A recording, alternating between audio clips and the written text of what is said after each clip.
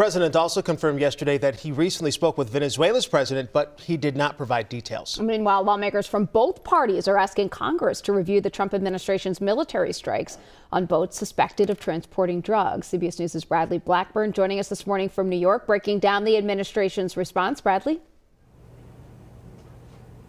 Heather, AJ, there are some urgent questions after new reporting over the weekend on one strike that has more lawmakers calling for oversight. The pressure on Venezuela is mounting, and President Trump added to it yesterday.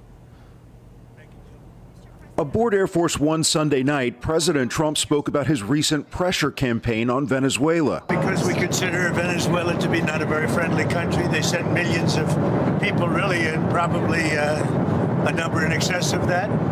And a lot of those people shouldn't be in our country, from jails, from gangs, from drug dealers. On social media over the weekend, the president wrote, quote, "Please consider the airspace above and surrounding Venezuela to be closed in its entirety." Since early September, the U.S. has carried out close to 24 strikes on alleged drug boats in the Caribbean and Eastern Pacific Ocean. On Sunday, Democratic and Republican lawmakers expressed support for congressional reviews of the U.S. military operations. We definitely need the administration to finally answer the question of why strike rather than interdict. If you know where the ships are, you can interdict, and when you do, you get evidence. And raising new legal concerns, the Washington Post reported that Defense Secretary Pete Hegseth issued a verbal order for all crew members to be killed as part of an attack on September 2nd. CBS News has not independently confirmed the Washington Post's reporting. Obviously, if that occurred, that would be very serious, and I agree that